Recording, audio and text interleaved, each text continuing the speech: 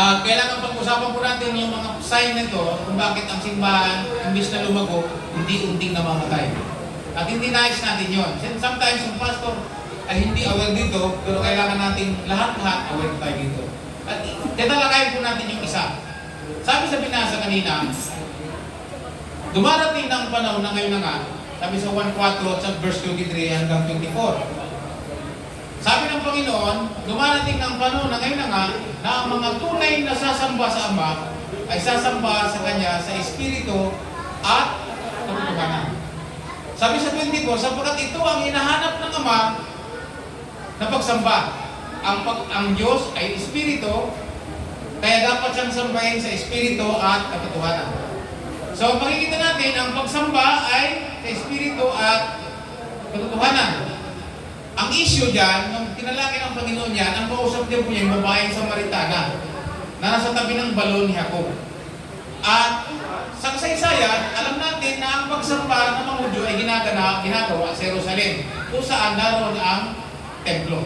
So doon pupunta mga tao, doon sila dadala ng kanilang mga offering, ng kanilang mga handog, at ng mga susunugin na handog, at ng mga salping offering, yung kanilang mga tithes and offering doon dinadala, ay yung kanilang mga papasasalamat, yung kanilang mga project na pagbibigay, ay doon din nadala. At kasama po ang kanilang pagsamba doon.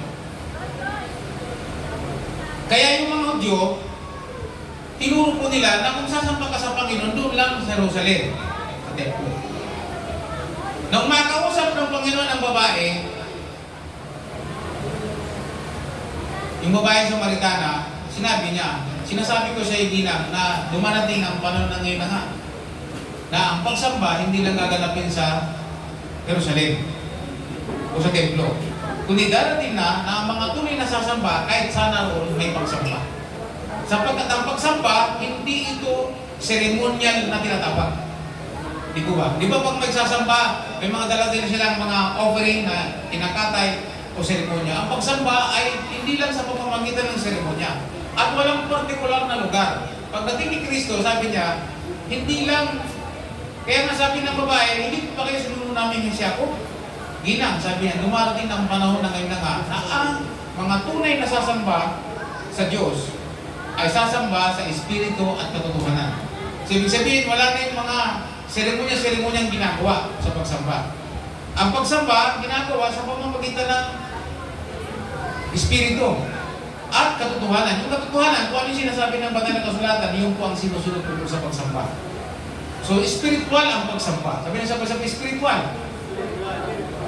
Kaya yun ang nalimutan ng mga simbahan ngayon, lalo ngayon mga simbahan, lalo pag lumalago at lumalaki. Dati, mas maganda pang sumamba na walang, natawag doon? Walang, may instrumento, may gitara, pero walang, walang ganito. Tapos, papel lang na ginaganon. Nung araw, yung pagsamba, walang papel na nababasa. Talagang yung lyrics ng kanta, kinakabisado ng mga sumasamba. At pagkatapos sumasamba sila, wala kang mga halos makikita nakadilat eh. Kasi lahat sila busy sa pagsamba. Lahat sila nagpa-participate. Ngayon di na. Ang pagsamba ngayon, lalo pag lumalago na, may malalaking screen na, tapos yung mga tao, hindi naman nag-worship, nanonood lang. So yung pagsamba, performance, lalo pag magagaling na yung mga tumutugtog, nalala ko tuloy yung German na magaling talagang worshiper, kilala niyo yun? Yung German, yung trupa niya, yung kanyang buong team, pag sila, lalo na pag nandoon yung gitaristang singer na yun, pag siya nangunguna, grabe, ang tao nagtatalunan, naglulundagan, nag-worship sa Panginoon. Pero pag wala siya, wala pang umaatin halos. Kasi wala po yung namumuna sa pagsamba. So nakikita nyo na ang pagsamba, performance. So sabi ng Bible, kaya nung tinuruan siya ng pastor niya, nung makita ng pastor niya na pag wala siya, wala. Lagtutay ang pagsamba. Parang may nawawala. At yung namumuna sa pagsamba, sinasamba na rin ng tao. Ginagawa ng idol yung worshiper. Yung worship leader. Kaya tinuruan niya ang kanyang worship leader na sabi niya, kailangan maintindihan mo ito. kailangan maturuan mo yung mga tao na dapat mag-change sila na ang pagsamba ay sa espiritu at katotohanan, hindi performance. Kaya yung mga minsan, yung mga tumutugtog, parang nagpe-performance na lang sila. Kaya yung simbahan, pag puro performance yung nasa loob at hindi worshiper, ano mangyayari? Mamamatay ang simbahan. Kaya nung makita po yun ng worshiper na yun, iyak siya. Nanalangin sa Panginoon. Kaya doon niya binuo yung kantang, yung with the music fade, all is streams. Kaya pagdating sa chorus, sinabi niya doon sa kanta niya, pag tumutugtog na grabe, sabay na yung mga tao. Pero ito'y walang kabuluhan sapagkat ang pagsamba kung anong inihingi ng Diyos yung dapat gawin. Kaya doon sa chorus niya, sinabi niya, I'm coming back to the heart of worship. Tapos sabi, it is all about you. And it's all about you, Jesus. Ibig sabihin, yung nagpe-perform, hindi mo alam kung nagpe-perform siya. Siya'y worshiper. Siya'y sumasamba sa espiritu ng katotohanan. At yung mga nasa baba ng stage, hindi sila nanonood lang. Sila'y kasama nagpaparticipate sa worship.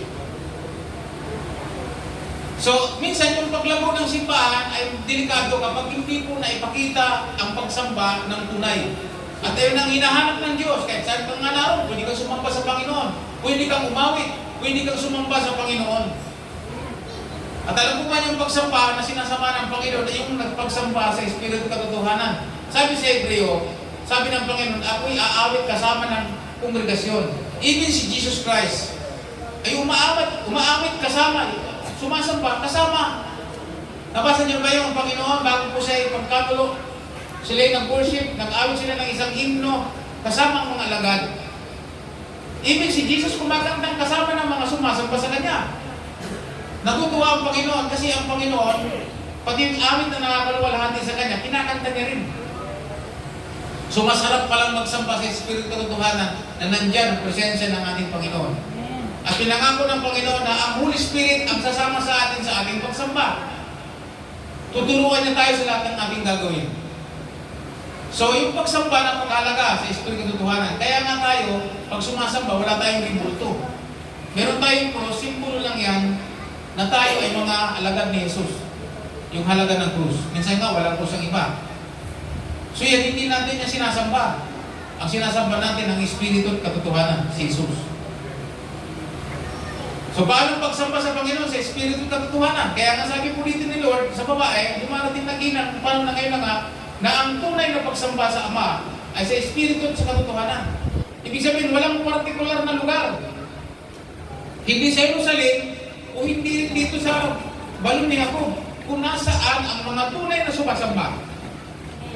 Kung nasaan yung mga nagtataglay ng Espiritu ni Kristo, naroon ang pagsamba. Sinabi sa Genesis, sabi niya, kung nasaan ang Espiritu ng Panginoon, maganda sa English nakalagay, where there is Spirit of the Lord, there is freedom, there is healing. Kung nasaan daw po ang Espiritu ng Diyos, nandoon yung kalayaan, nandoon yung kagalingan. Kung nasaan ang Espiritu ng Panginoon, ang Holy Spirit, nandoon ang tunay na pagsamba. Ibig sabihin ng pagsamba, kahit saan pwedeng gawin. Tingnan po niyo si David bilang isang mananamba mula sa pagkabata dahil siya ay musician. Wala pong imposible sa kanya dahil siya ay mananamba ng Panginoon. Hindi pa po niya pinapatay si Goliath dahil siya ay musician at siya laging gumagawa ng awit para sa Panginoon. Pumapatay po siya ng leon at ng puso. Alam naman ninyo kung gaano kalakas ang leon, di po ba? Alam naman niyo gaano kalaki ang uso. Pinapatay niya, tinutugis. Kaya nga una magpresenta siya sa Haring Saul na siya ang lalapang kay Goliath. Ang sabi niya, bata ka pa, may gatas ka pa sa langit. Hindi ho malaki. Yung Diyos na aking sinasamba sa Espiritu at Katotohanan, ang sasama sa akin para patayin yung ilang yun. At sabi niya, mahal na hari, marami na akong pinatay. Mga leon at oso. Kapag kinuha niya ang mga tupa ng aking amang hinalagaan, tinutugis ko ito, at ito'y aking hinahawakan sa panga, o tinapalo ng tungkol at pinapatay ko. Marami na po napatay na leon at na tupa. Ano ang dahilan kung bakit siya nakakapatay? Dahil sa kanyang pagsamba sa Espiritu at Katotohanan. So dahil dyan, sa isang tunay na mananamba pagsamba, sinabi ng Panginoon, walang imposible. Sabi doon ng Panginoon sa 1:16, sa 14, sabi niya, chapter 14 hanggang 16, walang imposible sa taong nananalig. Ano ibig sabihin nananalig? Yung marunong sumamba. The problem is, hanggang ngayon, ang karamihan, hindi marunong sumamba sapagkat sumabay sa teknolohiya. Ganyan, nakandyan. May nagbabasa. Nakatitig. Iba kasi yung pagka ikaw ay sumasamba, may nangungunang pagsamba, lahat natutuwa ako nung araw ng panahon ko na wala pang ganito. Ang uso lang yung papel na binubuklat. Merong taga ganun. Anong tawag ko sa papel na yun? Vanilla paper ba yun o cartolina? Nalimutan ko din sa tagalan ng panahon kung anong tawag doon. Sinusulat ng pintel pen. Tapos nauso yung projector na yung mayroong yung projector na una. Tapos ngayon nauso ngayon itong TV. Tapos nauso na ngayon yung malaking pinagdudugtong-dugtong na parang box. Ano po ang pangalan nun? Parang box nilulugtong-dugtong hanggang sa maging malaking screen. Sino nakita niya yan sa G12 doon sa Luneta. Napakalaking pinagsasama-sama para magkaroon ng maging screen na malaki. Nagalimutan ko ng pangalan. Ibig sabihin, hindi pa tayo pwede doon dahil hindi ko pa ang pangalan eh. So mga kapatid, ang issue ay para hindi tayo mamatay, ang simbahan hindi mamatay at lumago, ang importante yung dapat makuha natin yung pagsampa sa Espiritu at katotohanan, individual. Dahil pag tayo nagsama-samang sumamba, ibang klase. Si David, alam niya ito. Nung siya po ay nung pagkatapos siya magpatay si Goliath, sabi niya nga, yung Diyos na sumama sa akin, na aking sinasamba, asa rin magtatanggol sa akin sa higanting yun. Kaya nung tinirador niya yung higante, patay. At doon siya nakilala, hanggang sa maging personal bodyguard po siya ni Saul. Hanggang sa, mula sa pagiging bodyguard, ginawang general at naging pinuno ng isang hukbo. Pagkatapos, marami po silang pagtatagumpay sa digmaan. At dahil doon, siyempre, iniwanan na lang Espiritu ng Diyos sa Saul. Kaya, nalipat kay David, ano nangyari? Gusto siyang ipapatay ni Saul. Kaya, isinusong sa lahat ng digmaan. Pero nagtatagumpay si Saul, ay si David, dahil mananamba siya ng Panginoon. At nung magkailang beses po siyang sinibat, alam niya yung istorya, nakaligtas si David. Tumakas si David kung saan-saan. At si David, alam niya kung saan natatakbo, kung saan merong pagsamba, kung saan nandun ang Espiritu ng Diyos dahil sa pumunta. Saan siya pumunta? Pumunta siya kay Samuel, sa propeta ng Diyos, na kung saan nandun yung kalipunan ng mga propeta na sumasamba sa Espiritu. Ang sabi doon pumunta si David, doon niya sinabi lahat ng ginawa ni Saul sa kanya. Kaya ang sabi po ni Samuel, okay, dumito ka na tumira. Umalis sila sa Rama, at lumipat sila ng Nayot. Doon na sila nagtitipon, doon sila nagsama-sama bilang mga mananamba. At si Saul, pinahanap siya. At sabi po doon sa Biblia, pag binasa natin sa 1 and 2 Samuel, si David, kasama mga propeta sina Samuel, nagpupuri sa Panginoon. At sila ay mga nagpo-prophesying, nagpupuri, nagpapahayag ng nakulati ng Panginoon. At sabi po ni Hari Saul, nagpadala po siya ng 50 mandirigma na kawal upang dakpin, hulihin, arestuhin si David. Kaya lang, habang papalapit yung mga kawal, ang dala po warrant of arrest. Para hinahanap si Bato. Para dakpin. Arestuhin si David para may papatayin ni Saul. Kaya lang, habang sumasamba mga propeta kasama si David, ano nangyari? Habang parating yung mga kawal, nadagit ba? Hindi. Ano nangyari? Dahil nandun ang Espiritu ng Diyos, sa Espiritu ng katotohanan na pagsamba, ano nangyari? Nagbago yung mga kawal. Ano nang sabi? Hindi na. Nagpuri na rin sila. Hindi na nakauwi. Sumama na doon. Kaya maganda pala sa tunay na pagsamba, yung dumadaloy sa Espiritu ng katotohanan, pag habang sumasamba, kaya pala lalong nadadagdagan, marami na born again, sapagkat nandun yung pagsamba sa Espiritu ng katotohanan. Basahin yung aklat ng gawa, sabi niya araw-araw sa kanilang pagsamba, ang nadadagdag 3,000. Ngayon, sa pagsamba ng mga simbahan, hindi na nga nadadagdagan, nababawasan pa. Di ba? Kasi nga yung pagsamba, yung tunay na pagsamba, di naabot. Nagpadala uli si David, si Saul, 50 uli. Wala rin nangyari. Sumamba na rin sa Panginoon yun. Ilan na nadagdag doon? Bali 100 na. Nagpadala uli si Saul ng another 50. May nakabalik? Sabi niyo po, bihira mga kabal. Nalagyan yata ng mga ni David. Sabi ni David, ni Saul, ako na nga ang pupunta. Sabi, sinama niya. Pagdating pa lang daw, sabi niya, nasa kalsada pa lang. Ang sabi ng Biblia, dumaloy ang espiritu ng katotohanan kay Saul. Sabi doon, pinagtatanggal na nga yung mga damit niya. Hallelujah! Praise the Lord! Sabi doon, ang bagay niya, hulihin si David. Pero pagdating doon, hindi niya inuli. Nagpagulong-gulong na rin siya sa lupa, kasasayaw kay Lord. Kaya doon siya nagsimula ang kasabihan, si Saul pala, propeta na rin.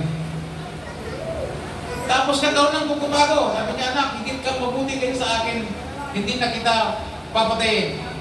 Eh, bumalik si Saul sa palasyo, si David, ano nangyari? Sabi sa Bible, lumayo pa si David ng kunting lugar kasi baka magpako na naman.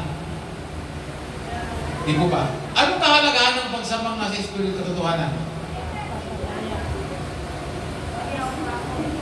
May lala ko isang church na gustong patayin yung pastor, pumasok. Habang nagpe-preach yung pastor, pumasok sa pagsamba. Hindi niya nagbaril yung pastor eh. Nanigas siya. Tinuro siya sa pangalan ni Jesus. Ganun. Ikaw espiritu ng mamamatay tao. Dumalo yung espiritu doon sa kanya. Wala nang ginawa, kundi po iyak na lang. Bakit? Nandun kasi ang espiritu ng Panginoon. Ano ang kapangyarihan ng pagsamba sa espiritu at katotohanan? Kung naalala niyo sa 16 ng gawa, si Pablo sa si Silas, sila ay nakulong, binartulina, siniksik sa kalalim-laliman ng kulungan na madilim. At ang sabi sa Biblia, nakahosas nakakadena ang paa at nakakadena rin ang kamay. Biro mo, nakakulong na, nakabartulina na, nakakadena pa yung paa.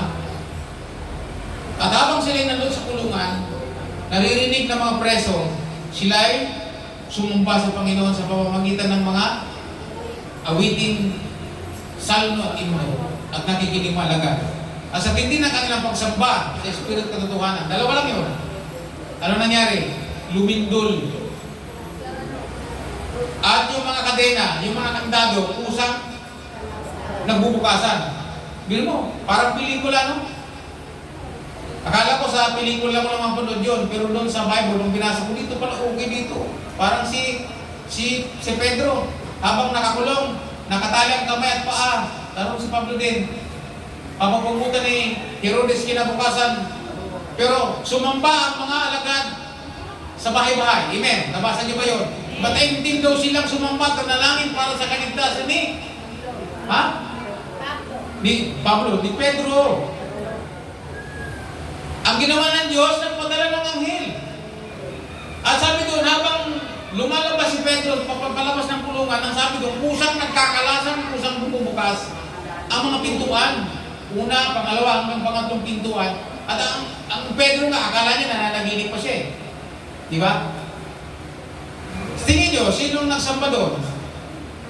Si Pedro, kampante-kampante. Okay na kung mamatay bukas. Okay na, tanggap na. Si Juan, ako na eh. O ako naman ang kasunod. Kaya sinabi naman ng Panginoon talagang mamamatay ako sa paglilingkod. Siguro si Pedro, kampante. Siya nakakita ang kampante pa. Pero nanalangin ang mga lagad. Nagpuri ang mga lagad. Kumikilos ang Diyos sa pagsamba. Amen. Kasi ang pagsamba, ang pag-awit at panalangin, magkasama po yan eh. So, makikita natin, ang pagsamba sa Espiritu katotohanan ay kailangan pagtingin. Dalawa lang yun, si Pablo sa si Silas, at sa tunay na pagsamba sa Espiritu katotohanan, mayroon pong nabuborn again. Nung sila sumamba, ang sabi po doon, ay nagkalakan, nauga ang mga pader, at tatakot ko yung gwardya. Muntik pa nga magpagamatay yung gwardya eh, kasi takot niya eh.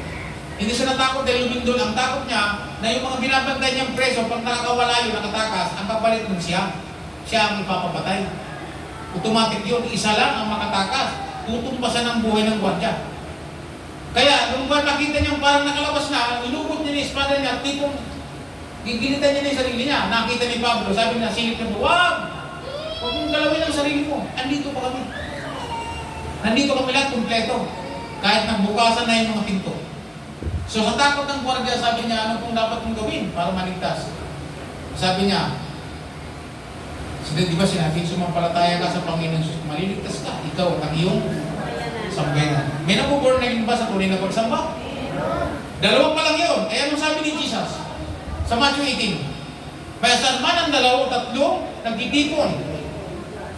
Saan yun? Sa pagsamba. Sabi, naroon ako. At sasagutin ang kanilang. Ibig sabihin, nandoon ang Panginoon. So yun ang matindi sa pagsamba. Kahit sa naroon. So hindi lang dito sa bahay, sambahan.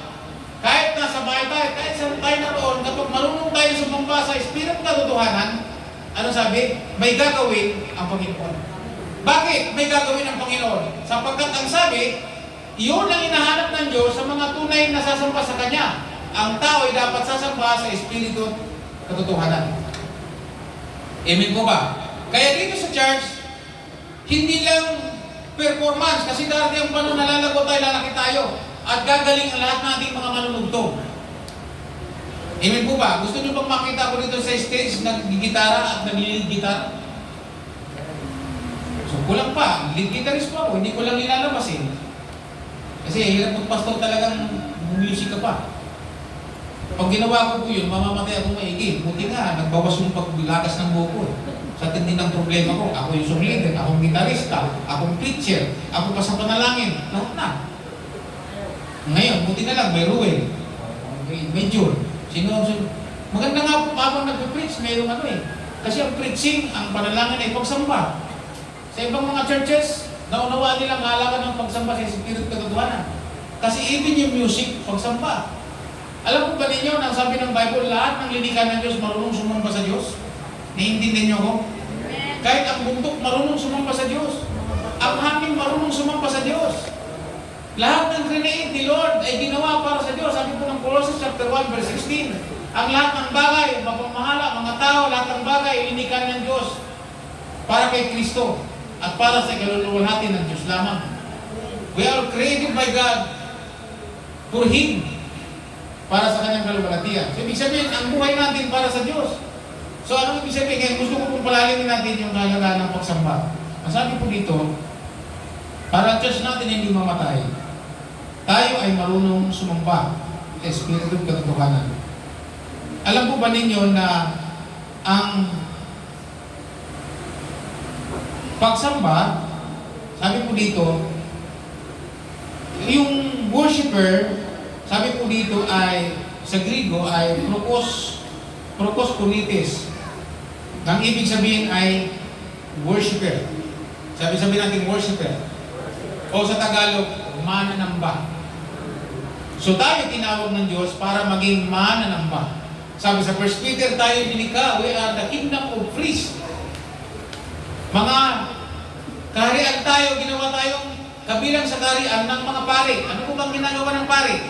Mga nangunguna sa pagsamba. Okay. Ano bang ginagawa ng mga pare sa Biblia at ng mga Levita? Sila yung mga tagapanguna sa pagsamba. So yung lahat na kay Kristo ay tinatawag ni Apostol Pedro na kingdom of priests. Kabulungan ng mga naglilingkod sa Diyos sa pagsamba. Sabi natin sabay, pagsamba. So ang tawag sa atin ng Bible, worshiper o mananamba. Sabi natin mananamba. Okay, kasi pag hindi natin naunawaan na tayo mananamba, pagdating ng linggo, marami tayong pakikialaman. Sasabihin natin, naku, Sister Marlene, nagsintunado. Di ba? Eh yung ginagawa niya, pagsamba yan eh. Ayun, kung maging sintunado. Ay ikaw, dahil hindi mo alam, mananamba, pipintasan mo siya. Pero kung isa ka ng mananamba, wala ka nang pakialam kung sintunado, 120 yung song leader. Ang malaga, kasama ka sa nagsasamba. Amen? Di po ba? Hindi mo rin pakikialaman yung kimbot ng katabi mo habang nagsasayawan, pati yung kimbot ng katabi mo. Ang buhay naman ito. Kaya ang tinatawag ni Lord, yung pagsamba, mananamba ang hinahanap ng Lord sa Espiritu katotohanan, hindi nagdadamba ng pagsamba ng iba. Amen? Kaya sabi mo sa katabi mo, wala kang pake. Di ba? Pag natin pakialaman yung kimot ng iba, o yung sayaw ng iba, para sabi niya, hindi bagay mo sa tungkol. Huwag mo nang pakialaman yun. Maunawaan mo, ikay sumamba ka sa Espiritu katotohanan, nandito ka para sumamba. Kaya lang nangyayari yun, kaya ang simbahan namamatay. Bakit? Yung naging attitude ng iba, hindi naturuan kung ano sila. So ang status natin sa harapan ng Diyos, mananamba.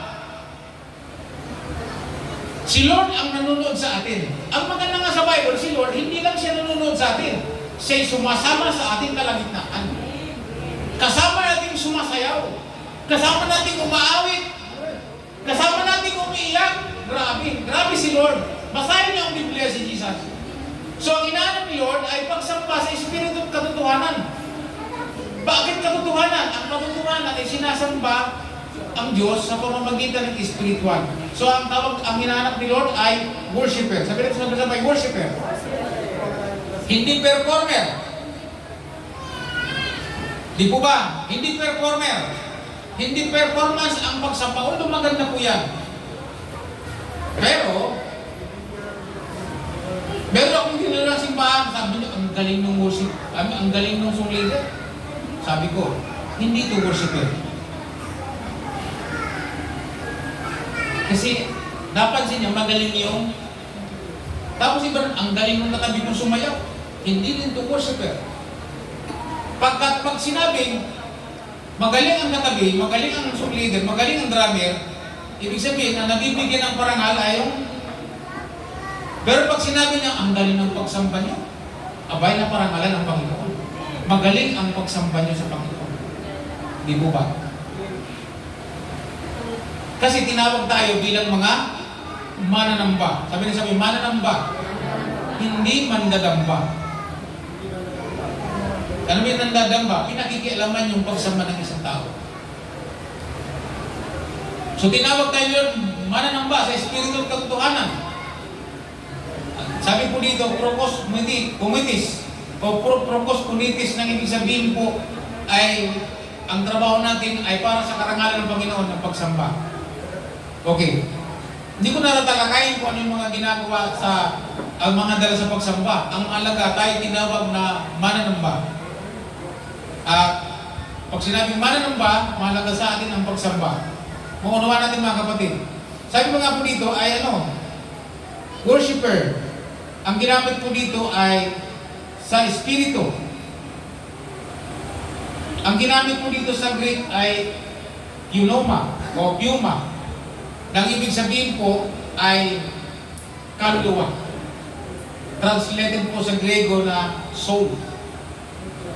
Nang ibig sabihin, tinawag po dito sa Espiritu, ibig sabihin po, ang pagsamba ay, ang sumasamba, kaluluwa.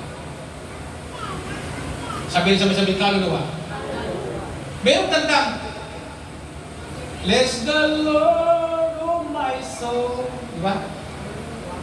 Yung kumanta niya, yung sinasabi ko siya naging sikat na German. Oh my soul. Siya rin yung kumanta ng 10,000 reason. Yung ba yan? Yun. I worship your holy name. So, kuwang-kuwa niya. Sapagkat ang pagsamba, ang sumasamba, kaluluwa mo. Sinabi niya yan, sambahin mo o kaluluwa ko ang Panginoon mong Diyos. Sinabi, inuutusan niya yung kanyang kaluluwa. So, paano pagsamba? Sasamba tayo in spirit. Ibig sabihin yung soul natin nagko-communicate sa Espiritu ng Diyos. Nakakita ka ng pagsamba, bless the Lord, oh my soul. Oh my soul. We worship your holy name. Kaya, magbibidyo pa.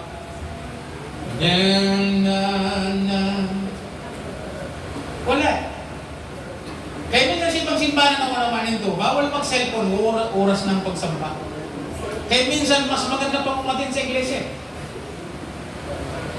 Hello? Kasi sa kanila may disiplina. Wala mag-cellphone. Maayos. Magpumukan. Di ba?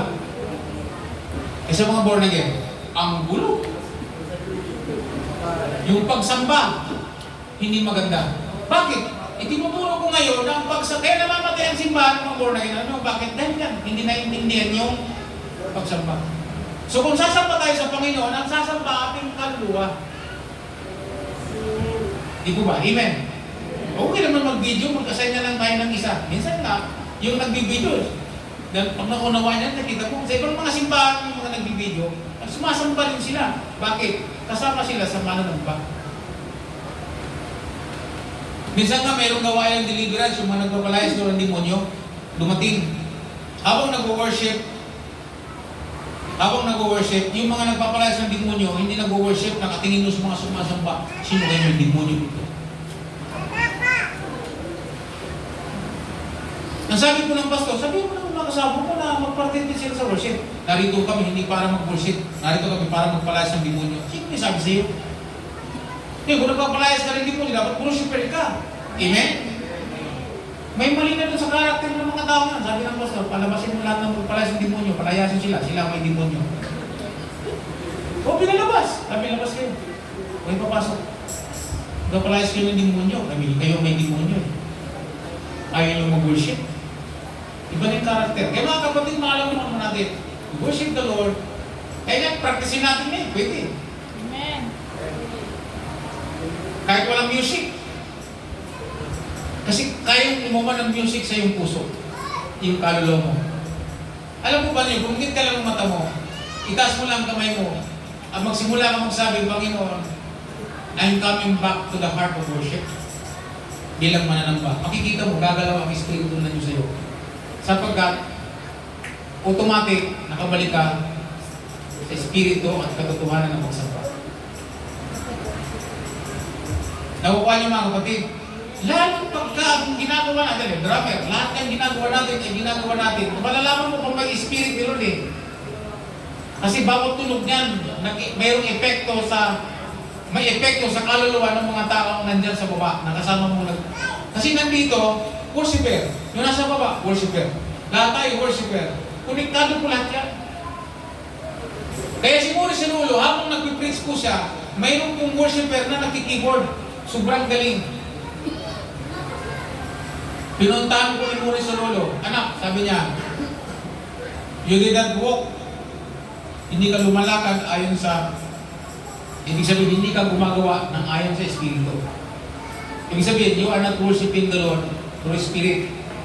Pinuntahan, sinabihan. Alam po ninyo, nung sinabihan niyang ganun, namatay po doon sa keyboard. Namatay. Bakit? Sapagkat hindi lumalakad ayon sa Espiritu. Gusto ko patunayan na ang pagsamba sa Diyos ay hindi performance.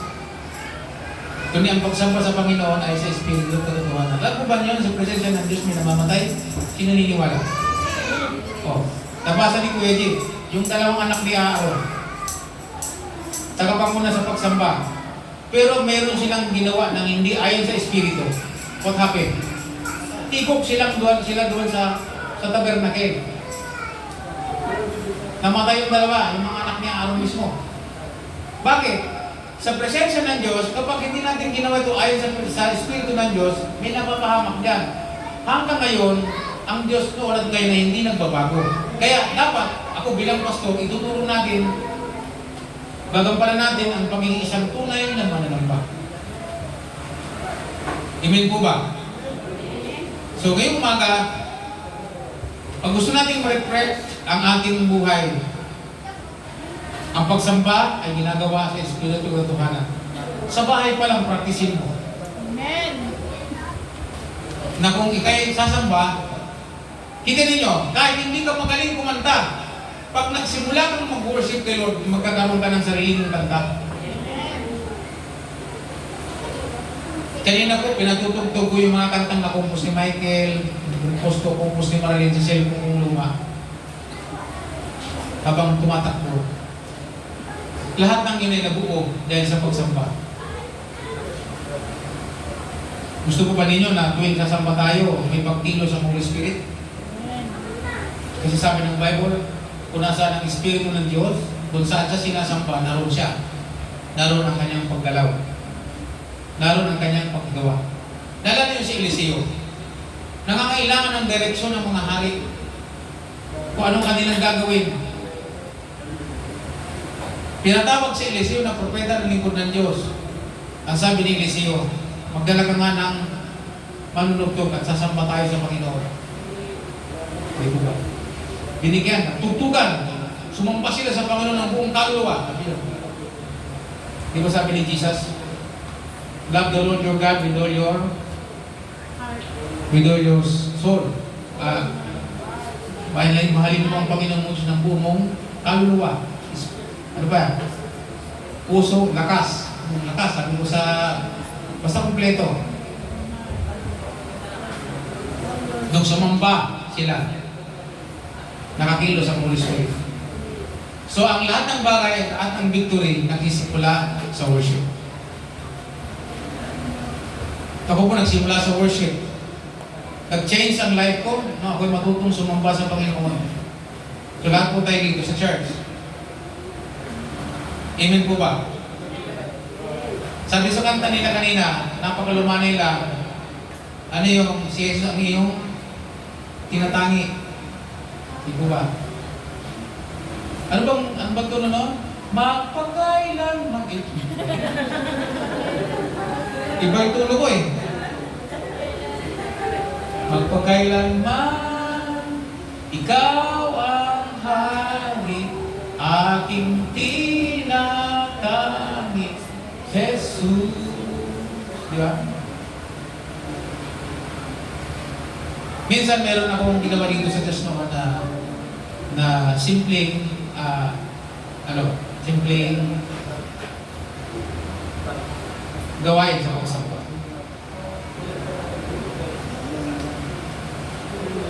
Ten 21. Tayo na tayo. Okay. Tingnan po ninyo ang gagawin ng Panginoon sa atin. Patay ng gitara. May isa pa bang mic? Kasi hindi ko naman kabisado po yung kanta. Pag alam niyo yung chorus ng kinakanta nila, magpakailanman, kung sino ang tinatangin natin. At simple lang po gagawin natin. Ang gagawin po natin ay, ano sabi sa Bible? Sasampayin natin siya sa Espiritu at katotohanan. So, sabi po dito, Pneuma. Yung Spirit na tinungkol dito, Pneuma. Nang ibig sabihin ay soul.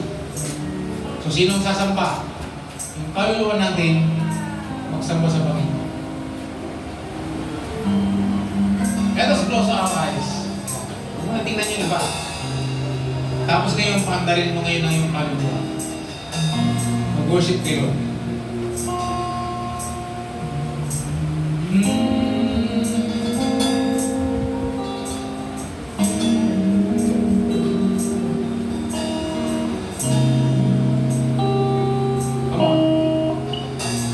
Ikunin niyo ang inyong kaluluwa sa Espiritu ng Diyos.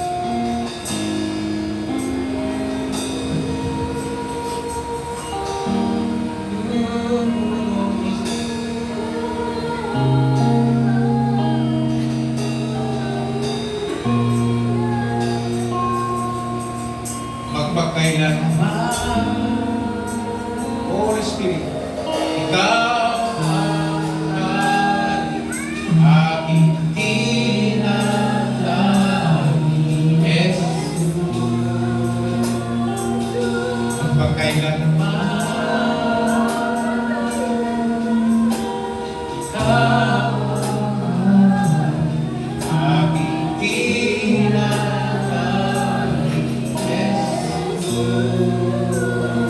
Lord. Yes, Lord.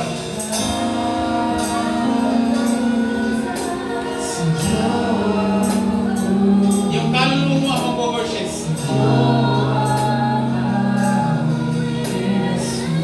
Singing with the Lord. Hallelujah.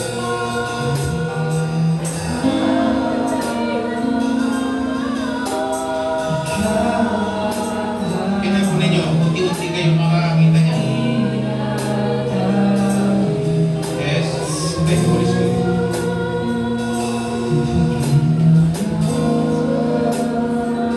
Thank you, Lord, in the silence of your presence.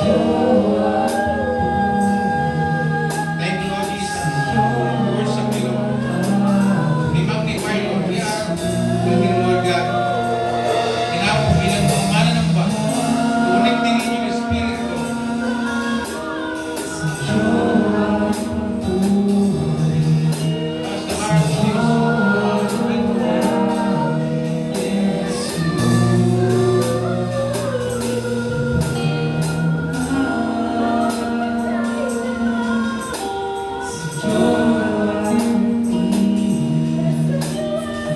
Oh,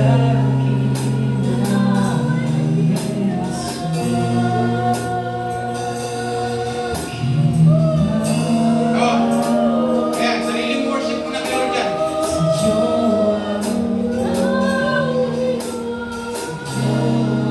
Lahat ng kaluluwa, lahat ng puso, lahat ng espiritu nasa atin.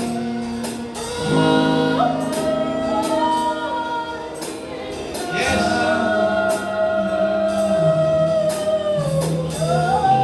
Yes. Just open your mouth. Worshiping you, Lord.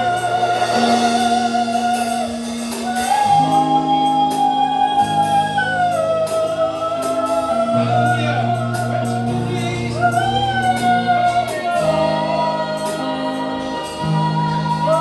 Praise your name, Jesus. Thank you, Jesus. Worship you, Lord God.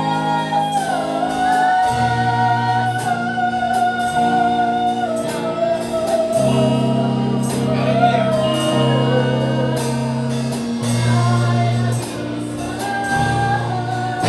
Love you, Jesus.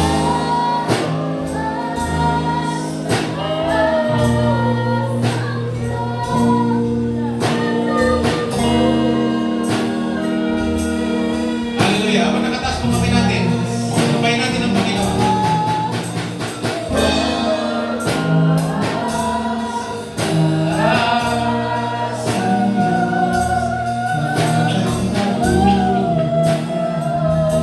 Mahal kita, Jesus.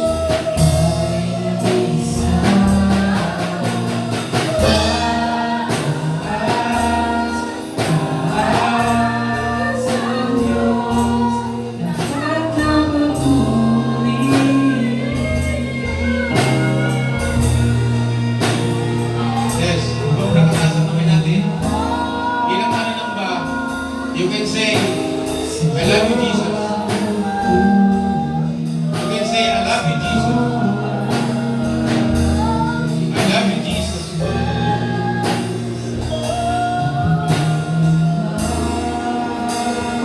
Yes, Lord. Hallelujah.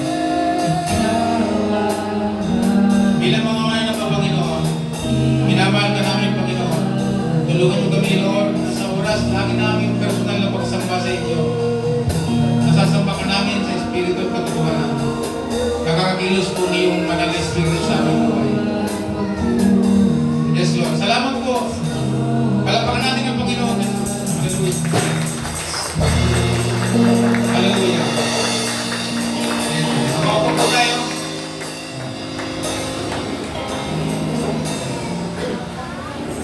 Ano, masarap ba?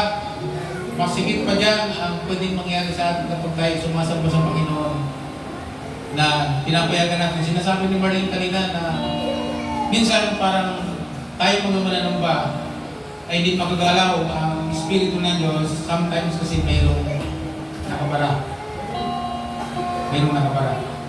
Kaya yapat ko yung mga nakabara, yung na natin mga nakabara, yung mga kasalanan na hindi pa po natin na pagsisiyan, ay kailangan natin pagsisiyan at hingin ang tawad sa Panginoon. Ngayon, bago tayo, okay na po, maganda yan.